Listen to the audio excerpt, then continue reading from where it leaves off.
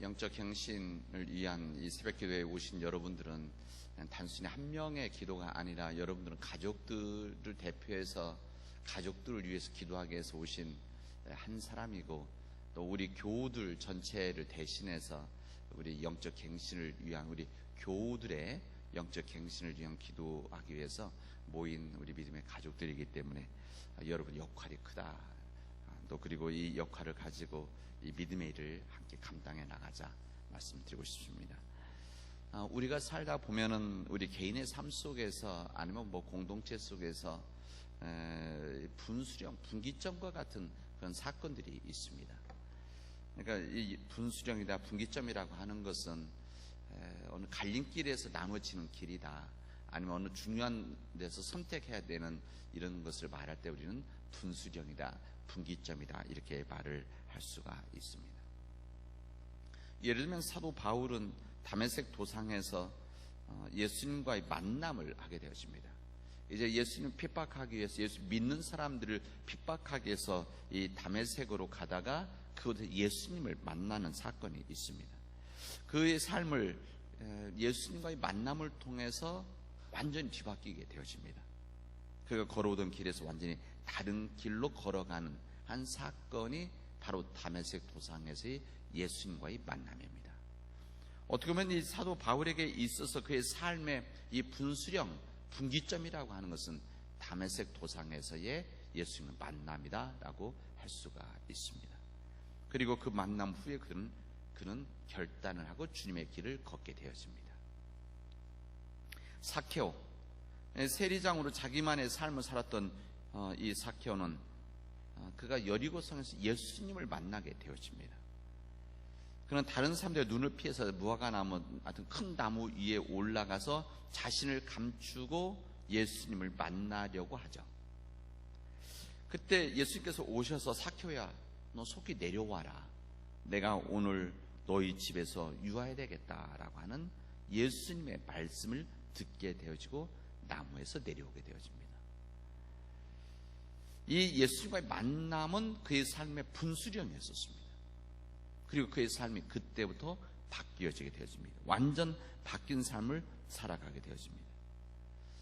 아마 우리 모두에게는 이런 삶의 분수령과 같은, 분기점과 같은 일들이 우리에게는 있을 것입니다.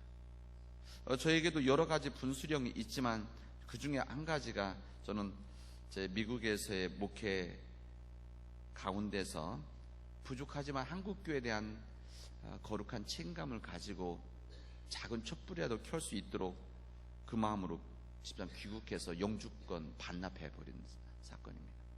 아예 미국 더 탄생 못하도록 아예 영주권을 오자마자 반납을 해버렸었습니다. 그리고 또 하나의 분수령이라고 하는 것은 지난 작년 3월에 우리 남한에 내려온 겁니다.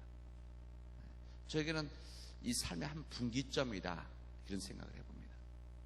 아마 여러분들에게도 있어서 여러분 인생의 여러 분기점들이 우리에게 주어져 있을 것입니다. 그 분기점이라고 하는 것은 우리 삶의 길들을 또다시 바꿨던 한 사건들이다. 그러나 그 사건은 그냥 이루어진 것들이 아니라 하나님께서 주신 믿음 안에서 우리의 또 하나의 반응이다, 이렇게 말씀드릴 수가 있습니다. 오늘 우리는 사도행전 1장에 있는 말씀을 함께 읽었습니다. 오늘 본문의 말씀은 어떻게 보면 우리 기독교 역사에 있어서 정말 중요한 분수령의 사건이 바로 사도행전 1장에 있는 말씀입니다. 이 본문에 본 예수님께서 하늘로 올라가시는 승천하신 이야기가 여기 담겨져 있습니다. 더 이상 제자들에게 이 땅에서 예수님, 그들의 주님이 그들의 곁에 이제 계시지 않는 사건이 일어나게 되어집니다. 지금 우리는 그 이후의 결과를 다 알고 있기 때문에 큰 부담이 없지만, 당시 이 제자들에게는 예수님의 승천이라고 하는 것이 박수를 치고 영광을 돌리고 찬양하는 그런 사건이 아니었었습니다. 왜 그런가 하면 당시 제자들에게는 예수님의 떠나시는 것이 큰 불안과 두려움이었기 때문에 그렇습니다. 그래도 주님이 계실 때는 주님을 의지하고 그들이 문제가 있으면 주님께 문제 해결을 요청을 했었습니다. 그들이 해결할 수 없는 문제들이 있어도 예수님이 해결해 주시겠지라고 하는 그런 마음에 안심한 마음을 가지고 있었습니다. 든든한 백이 있었던 것이죠. 그런데 그 주님이 하늘로 올라가신 겁니다. 그들이 보는 앞에서 그들의 곁을 떠나신 겁니다. 여러분 알다시피 그 이전에 이 제자들, 베드로를 비롯한 이 모든 제자들은 정말 오합지졸이었습니다. 무기력했고 나약했고 주님에 대한 열정과 애정이 약했었던 그 제자들이었습니다. 그럼 주님을 만난 후에 오직 감동을 받고 이스라엘 백성들이 꿈꾸는 독립의 꿈을 이루어줄 수 있을 것이라고 하는 그런 기대를 가지고 예수님을 따라 나섰던 그런 사람들이었습니다. 그러나 이 제자들은 주님이 조롱을 받고 붙잡혀서 고난을 당하셨을 때 이 제자들은 그 자리에 없었습니다. 멀리 도망했던 제자들이었습니다. 예수의 십자가에서 고난을 받고 죽음에 가까이 갔을 때 그들은 멀리 도망가 있었습니다. 그들 곁에 있지 않았습니다. 이런 제자들에게 예수님께서 그 곁에 계시지 않는다는 이 사실 자체는 그들에게는 무척 불안한 일이었습니다. 예수님 부활하셨다고 하는 부활하심을 그들이 보았음에도 불구하고 그 부활하신 예수님께서 그들의 곁을 떠난다고 했을 때 그들은 불안했습니다. 이 제자들이 이 부활하신 예수님 오늘 읽은 본문 앞부분에 무슨 얘기가 나오는가 하면 주님께서 이스라엘 나라를 되찾아 주실 때가 바로 지금입니까? 이런 질문합니다. 이것이 이 제자들의 이런 굉장히 다양한 관심, 사회적 관심이다 이렇게 이야기할 수도 있는데 정확한 본문의 이 말씀은 이 제자들이 아직도 정신 못 차리고 있다 그런 이야기입니다. 주님께서 하나님의 나라라고 하는 것은 주님의 나라이고 또 하나님의 뜻이 임하는 이 하나님의 나라이고 예수님의 복음의 말씀이 이루어진 그 하나님의 나라, 그런 하나님 뜻이 이루어지는 세상, 이것을 주님 말씀하셨는데 여전히 주님이 부활하신 주님을 만난 이후에도 이 제자들이 가지고 있는 생각의 관심이 뭐냐? 조국의 독립이었다는 거예요. 나라의 독립. 그러니까 주님의 뜻을 여전히 온전히 깨닫지 못했던 이런 나약한 제자들이었다. 이 부분을 알려줍니다. 이런 무기력한 제자들, 능력이 없었던 오합지졸 같은 이 제자들, 이들이 예수님께서 곁을 떠나신다는 것은 무척이나 불안했었습니다. 이때 주님께서 말씀하십니다. 오직 성령이 너에게 임하시면은 너희가 권능을 받고 예루살렘과 온 유대와 사마리아 땅끝까지 이르러서 내 증인이 될 것이다. 이 말씀을 주님께서 하십니다. 이들에게 주신 주님의 놀라운 권면의 말씀이자 약속이고 축복의 말씀입니다.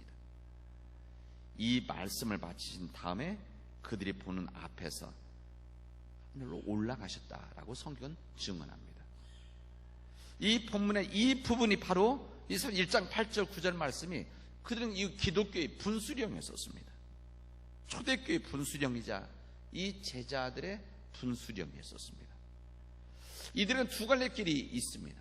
여러분 알다시피 하나는 이제 더 이상 예수님이 계시지 않는 이 땅에서 더 이상 예수님의 영향을 받을 수 없는 이제 영적인 암흑의 길로 자신들이 선택하고 세상으로 다시 돌아가느냐, 아니면 예수님 주신 약속과 부르심 사명으로 향하는 그 길을 걸어갈 것인가, 주님의 약속대로 성령과 더불어서 새로운 차원의 영적 부흥에 참여할 것인가, 이 두 가지 선택이 갈린 길이 그들 앞에 놓여져 있었던 것입니다. 이 두 갈래의 길, 이 분수령에서 제자들은 결단을 하게 되어집니다. 이 결단은 위대한 결단이었습니다. 오늘 여기 14절의 말씀 이렇게 합니다. 여자들과 예수의 어머니 마리아와 예수의 아우들과 더불어서 마음을 같이하여 오로지 기도에 힘쓰더라, 이렇게 나옵니다. 이게 바로 이들의 결단했던 하나의 위대한 모습입니다. 이게 바로 이들에게 있었던 우리 기독교의 역사를 바꾼 사건입니다. 만약에 이때에 예수님이 승천하시고 이들의 앞에 놓여진 이 분기점에서, 이 분수령에서 이들이 만약에 다시 세상으로 돌아가는 일이 있었다면 초대교회도 없었고 기독교의 역사도 없었고 지금 우리도 없었을지도 모릅니다. 그러나 그들은 그 역사의 갈림길에서 모든 사람들이 더불어 마음을 같이하여 오로지 기도에 힘쓰는 이 거룩한 일을 통해서 하나님의 역사가 시작되어졌습니다. 아마 이 일을 앞두고 아마 이것을 보고 있었던 아마 하나님은 아마 조마조마했을지도 모릅니다. 이 제자들이 다시 또 한번 세상으로 돌아갈까 봐. 여기 보면 더불어 마음을 같이 오로지 기도에 힘쓰더라.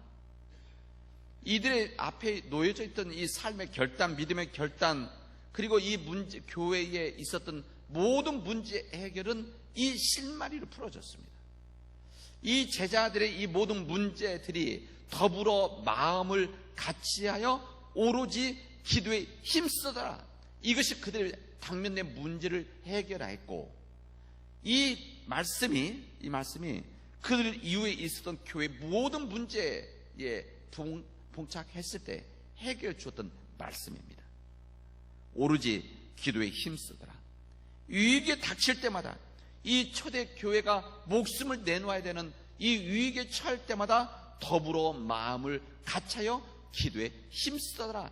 이 말씀을 지켜나갔던 겁니다. 사도행 6장에 보면 이 성령 충만함 안에서 서로 마음을 같이하여 신앙생활을 시작했던 이들에게 문제가 한 가지가 생겼습니다. 이게 어떻게 보면 초대교회의 첫 번째 문제이죠. 사람들이 모인 곳에 항상 이런 문제들이 생기게 되어져 있습니다. 천사들이 아니기 때문에. 이 문제랑 다른 것도 아니고 구제 문제로 인해서 성도들의 마음이 나뉘어서 두 편으로 나누어지는 일들이 그들에게 있게 되어집니다. 6장 1절에 보면 그때 제자들이 많아졌는데 헬라파 유대인들이 자기의 과부들이 매일의 구제에 빠짐으로 히브리 사람을 원망했다, 이렇게 나옵니다. 이게 무슨 말이냐면 헬라파 유대인이라는 것은 해외에 있다가 들어온 사람들, 이 사람들이 이제 같이 교회에 모여서 신앙생활을 시작했는데 같이 나누게 되어졌는데 이때 구제를 하는데 처음에 먹는 문제입니다. 먹는 문제 있었는데 여기에 히브리파 여인들, 이 사람들이 자꾸 빠졌다, 이렇게 이야기를 하게 되어진 겁니다.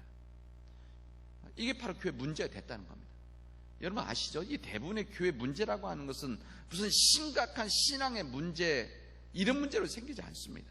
대체로 저 사람 떡 2개를 주고 왜 나는 하나밖에 안 주냐, 사실 다 이런 사소한 문제들이 커져서 교회 문제를 만들어나게 되어지는 겁니다.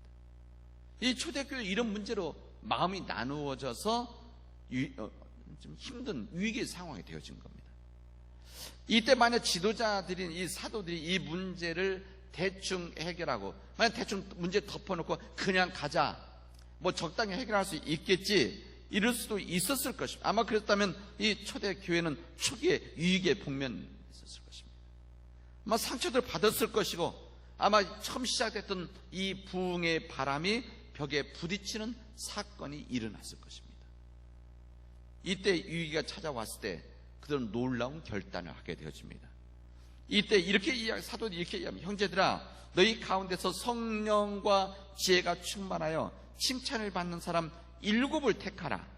우리가 이 일을 그들에게 맡기고 우리는 오로지 무슨 일? 기도하는 일과 말씀 사역에 힘쓰리라, 이렇게 말합니다. 이것이 문제 해결의 답이었었습니다.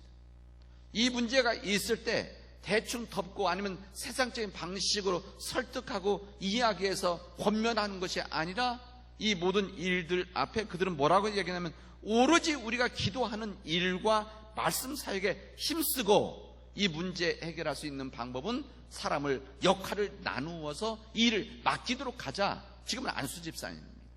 이 일을 맡기자. 지금은 안수 집사, 우리 장로들이죠. 이 사도와 제자는 오로지 기도에 힘쓰는 일과 말씀 전하는 기본 정신으로 돌아가자, 이렇게 이야기했던 겁니다. 여러분, 교회가 어려울 때, 교회가 위기라고 생각할 때는 이 정신이 우리에게 있어야 됩니다. 어떤 정신인가? 오로지 하나님 앞에 오로지 더불어 기도하는 것, 그리고 말씀을 듣는 것, 이 일이 교회 해결의 방식이다. 이 교회 문제 해결의 방식뿐만이 아니라 우리 삶에 어려움이 있을 때 이 부분은 원칙이 되어야 됩니다. 이 교회뿐만이 아니라 이 땅의 모든 교회들뿐만이 아니라 우리 인생의 우리 삶 가운데 위기가 있고 어려움이 있고 우리의 문제가 있다. 이때 우리의 해결 방식은 세상적인 방식을 찾아 나가는 것이 아니라, 내가 가지고 있는 능력으로 해결해 나가는 것이 아니라 어떤 방식입니까? 오로지 마음을 다해서 기도에 힘쓰는 것. 이것이 바로 우리의 일이다. 우리가 할 수 있는 일이라고 하는 것은 오로지 기도에 힘쓰는 것. 더한다면 우리 공동체 속에서는 더불어 마음을 함께 하여 기도에 힘쓰는 것. 이것이 바로 우리 문제 해결의 가장 최상의 방식이라는 것을 우리에게 알려주게 되었습니다. 누군가의 관계 속에 문제가 있을 수 있습니다. 사람과의 관계, 공동체의 관계, 이런 문제가 있을 수가 있죠. 이 다른 사람들 당연히 생각이 다르기 때문에, 다른 방식 때문에, 때로는 상대방의 잘못된 방식이나 생각 때문에, 아니면 깨닫지 못한 자기 자신의 문제나 생각 때문에 문제들이 일어날 수가 있는 겁니다. 이게 바로 인간 삶입니다. 이런 때 해결책은 어떤 방식이냐? 이 상대방의 문제를 탓하고 아니면 나를 탓해서 이것을 문제 해결하는 것이 아니라, 그때 어떻게 됩니까? 해결책은 것은 오로지 기도에 힘쓰는 것. 오로지 기도에 힘쓰는 것. 더불어 마음을 같이하여 기도에 힘쓰게 되어질 때, 이때 그 문제 앞에서 우리는 주님께 맡기는 것, 이 문제만이 해결할 수 있다는 것을 우리에게 알려주시고 있습니다. 여러분, 우리 기도라고 하는 것은 여러분 상대방을 바꾸는 것이 아닙니다. 전에 한번 교육할 때 제가 말씀드렸습니다. 이 기도라고 하는 것은 상대방을 바꾸는 것이 아니라 하나님께 기도해서 내가 바뀌어지는 겁니다. 상대방을 바꾸는 것, 이것은 무당들이 하는 일입니다. 이 무당들은 기도해서 상대방을 바꾸는, 사회 상황을 바꾸는, 가정의 상황을 바꾸는 이런 일들이 바로 무당들이 하는 일들입니다. 그럼 우리 기독교의 진정한 기도라고 하는 것은 상대적인 세상을 바꾸는 것이 아니라 내가 바뀌는 것이죠. 내 마음이 바뀌는 것이고 내 믿음이 바뀌어져서 오로지 하나님께 맡기는 그 일의 결단이 우리의 기도들입니다. 이런 성숙한 기도는 하나님의 역사를 만듭니다. 이 역사는 사도행전만 나오는 것이 아니라 구약에서 똑같이 이야기합니다. 이 사무엘 7장에 보면 미스마의 부흥운동이 있고, 이 느헤미야 8장에 보면 수문화 광장에서의 부흥이 있는데, 이 공통점이 무엇인가? 그들은 하나님의 말씀을, 하나님의 선포가 있었고 이 말씀을 깨달은 사람들이 기도하는 자리로 나아갔다라고 하는 사실입니다. 다시 말하면 이 말씀과 기도라고 하는 것은 우리 오늘 부흥의 시작입니다. 이 말씀과 기도가 있을 때만이 더불어 마음을 같이하여 오로지 기도에 힘쓰는 것만이 바로 우리 부흥의 시작이고 우리 인생 믿음의 이 거듭남의 시작입니다. 우리는 지금 영적 갱신이라는 새벽 기도회를 우리가 함께 가지고 있습니다. 우리 이 심령, 다시 말하면 우리가 가지고 있는 이 심령의 부흥, 우리 가정의 부흥, 우리 교회 부흥, 그리고 우리 한국의 부흥을 위해서 우리 함께 모여서 이 이른 아침에 기도하는 겁니다. 그리고 말씀을 듣는 겁니다. 이 주님의 말씀에 따른 오로지 기도에 힘쓰는 것에 대한 소망을 가지고 우리가 기도하는 것입니다. 우리는 이 영적 갱신 새벽 기도에는 이 오로지 기도에 힘쓰는 것을 체험하고 훈련하고 그리고 이 부흥을 시작하는 우리 삶의, 우리 가정의, 우리 교회 분수령을 만드는 거룩한 일이 영적 갱신을 위한 새벽 기도입니다. 우리들은 간절한 마음으로 기도할 수 있게 바랍니다. 내가 가지고 있는 내 기도 제목을 가지고 이번 영적 갱신 새벽 기도회 동안 내가 간절 기도 제목들을 세우고 그 기도 제목을 가지고 마음을 다해서 오로지 기도에 힘쓸 수 있는 우리 믿음의 백성들이 되어지길 바랍니다. 이제 우리는 영적 갱신 새벽 기도에 이 두 번째 주일을 맞이하게 되어집니다. 이제부터 우리 지난 준비를 오랫동안 했다면 오늘부터 이루어지는 기도는 우리 교회 속에서 아니면 우리 가정 속에서 잃어버렸던 영혼들을 다시 한번 찾아서 기도하는, 오로지 그의 잃어버린 영혼들을 구원하는 일을 위해서 간절히 기도하도록 합시다. 우리 교회 속에서 잃어버렸던 영혼들, 우리 가족들 속에서 어렸을 때 아니면 커나가면서 믿음 생활하다가 지금 교회를 떠나 있는 우리 가족들, 또 내 사랑하는 사람도 하나님 알지 못하는 이런 잃어버린 영혼들을 찾아서 이들을 위해서 오로지 더욱 기도에 힘쓰고 이들을 위해서 우리 마음을 다하는 이번 한 주간을 시작하도록 합시다. 이 모든 일들을 오로지 기도에 힘쓰는 것은 우리 삶의 기준이 주님이시라는 것을 알려주시는 주님의 뜻입니다. 기도합시다. 은혜가 풍성하신 하나님 감사합니다. 하나님께서 우리에게 이 주님의 말씀을 주셔서 오로지 기도에 힘쓰는 것을 목숨을 걸고 했었던 이 제자들, 주님의 사도들, 이 믿음의 길을 따라 우리 또한 오로지 더불어 마음을 갖춰 기도하는 힘쓰는 것에 우리 최선을 다하려고 합니다. 이제 오늘부터 시작하는 이번 한 주간의 이 기도회를 하나님께서 역사하여 주셔서 주님, 우리 마음속의 심령 가운데 우리 전도하고 회복해야 할 잃어버린 양들, 그 믿음의 사람들을 우리 마음속에 정하고 그들을 위해서 기도할 수 있도록 인도하여 주시옵소서. 이 모든 말씀을 예수님의 이름으로 기도합니다. 아멘. 이제는 우리 주 예수 그리스도의 은혜와 하나님 아버지의 크신 사랑과 성령의 위대하신 교통함과 역사하심이 이제 오로지 마음을 다하여 기도에 힘쓰려고 하는 우리 믿음의 백성들 위에, 집에서 쉬고 있는 우리 교우들 위에, 병원과 요양원에 있는 우리 믿음의 가족들 위에, 흩어져 있는 우리 자녀들의 가정들 위에 영원히 함께 하기를 축원하옵나이다. 아멘.